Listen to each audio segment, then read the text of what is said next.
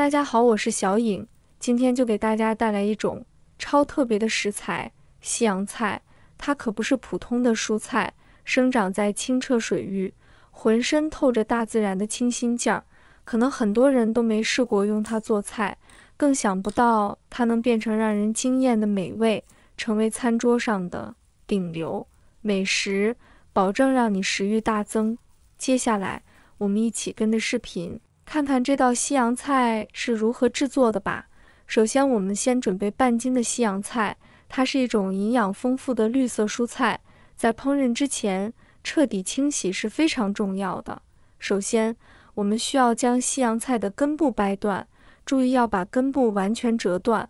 根部如果有老的部分，建议将其去掉不要，以确保食材的新鲜和口感。然后掰成小段。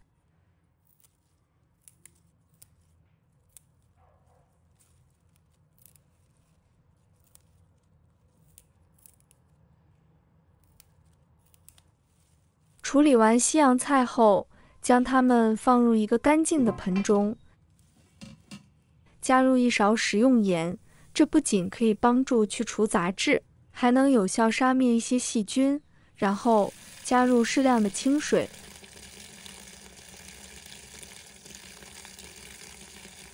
水量要足以浸没西洋菜，轻轻搅动水面，使盐水与西洋菜充分混合。此时，泥沙和其他杂质会逐渐沉淀到水底。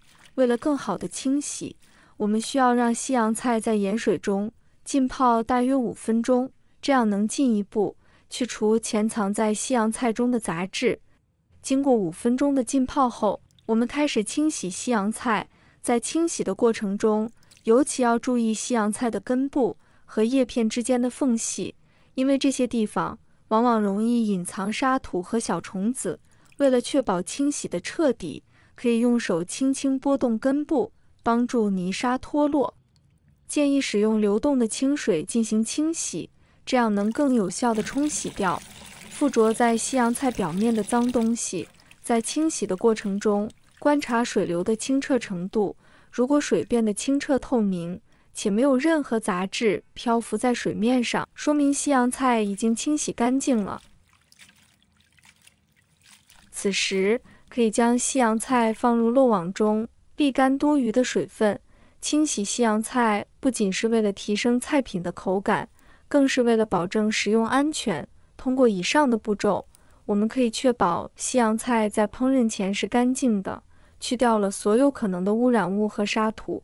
这样处理后的西洋菜，既可以用来炒菜、做汤，也可以凉拌，保持其清新的口感和营养价值。今天我们就来做一道西洋菜汤。接下来，我们准备适量的排骨，首先需要将其用流动水冲洗干净，以去除表面的灰尘和杂质。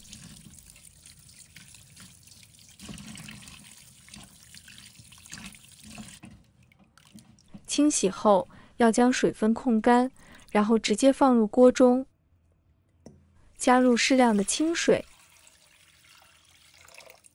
接着加入几根小葱和几片生姜，再倒入1勺料酒，将锅置于大火，煮至水开。水开之后，我们必须及时撇去表面的浮沫，因为这些浮沫是排骨腥味的主要来源。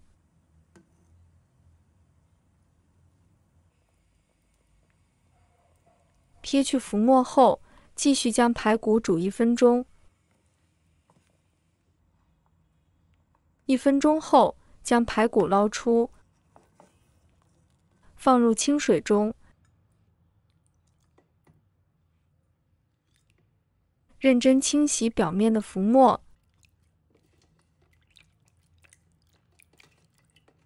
洗净后，将排骨放入砂锅中，准备炖汤。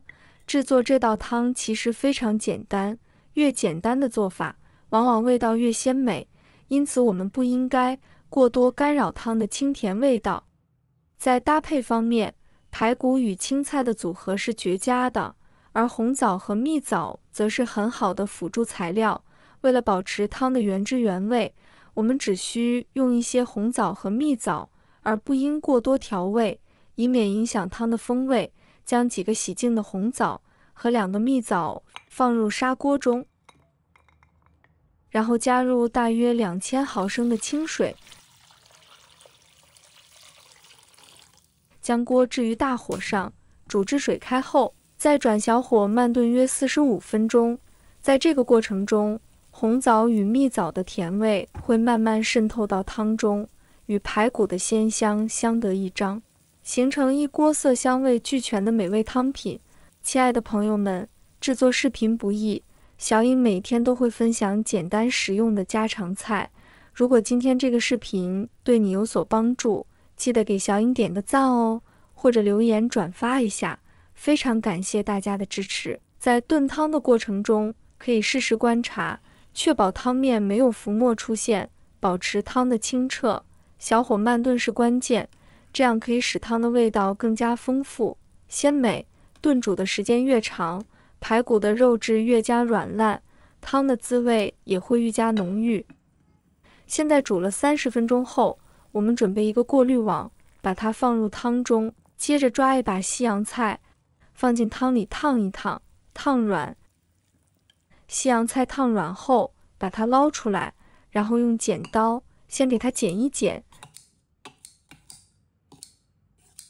再把菜放进搅拌机，然后加适量的清水，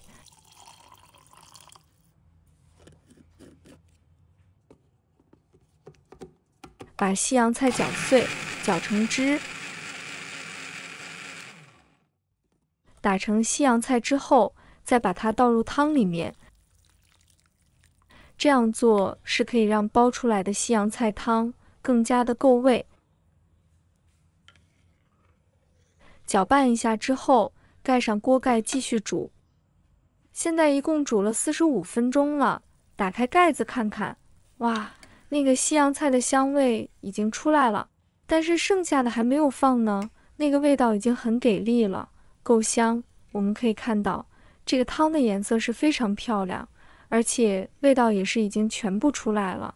现在可以做个简单的调味，加适量的盐，半勺的胡椒粉，搅拌一下，再把剩下的西洋菜放进来，转大火煮5分钟。现在西洋菜煮软了，再加入适量的枸杞点缀一下，就可以出锅了。盛出来，放入碗中。